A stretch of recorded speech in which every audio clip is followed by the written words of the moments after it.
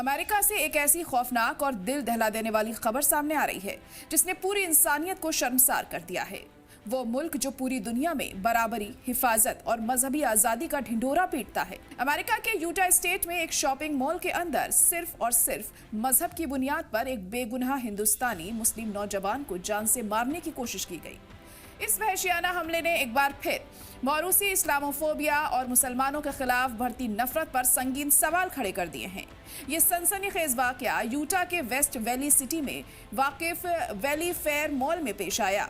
मुतासिर नौजवान की शिनाख्त सोहेल के तौर पर हुई है, जो मूल रूप से हिंदुस्तान के रहने वाले हैं और मॉल की एक दुकान पर मुलाजमत करते थे।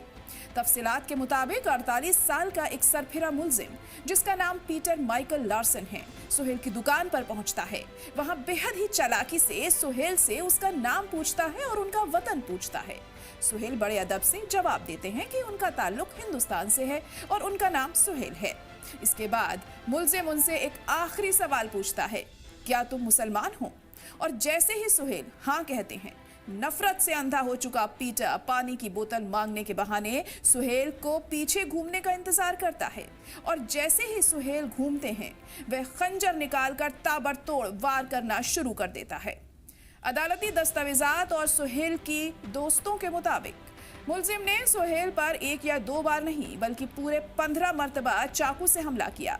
सोहेल के पूरे जिस्म पर जख्म के निशान हैं। उन्हें फौरन अस्पताल में दाखिल कराया गया, जहां उनकी कई सर्जरीज भी की गईं। लेकिन अफसोस कि उनकी हालत अब भी नाजुक बनी हुई है और वो जिंदगी और मौत की जंग लड़ रहे हैं। राहत की बात यह रही कि मौके पर मौजूद अवाम ने बहादुरी दिखाई और मुलजिम पीटर को दबोच कर पुलिस के हवाले कर दिया। पुलिस तफ्तीश में मुलजिम ने बिना किसी अफसोस के अपना जुर्म कबूल किया है।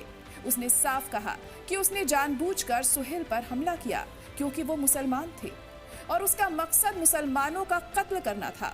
मकामी इमाम शोएबुद्दीन सोहेल के खानदान के मुसलसल राब्ते में हैं। सोहेल अपने घर में अकेले कमाने वाले शख्स हैं, जिन पर उनकी बीवी और 2 छोटे बच्चों की जिम्मेदारी है। बेहद अफसोसनाक बात यह है कि सोहेल के पास कोई हेल्थ इंश्योरेंस भी नहीं है, जिसकी वजह से इलाज का खर्च उठाना खानदान के लिए मुहाल हो गया है। उनके दोस्तों ने मदद के लिए एक मुहिम भी शुरू की है। इस वाकये ने साफ कर दिया कि मकरू नफरती जहनियत किसी भी मुल्क के अमन को तबाह कर सकती है। हम दुआ करते हैं कि सोहेल जल्द से जल्द शिफायाब हों और इस वहशी मुलजिम को कड़ी सजा मिले।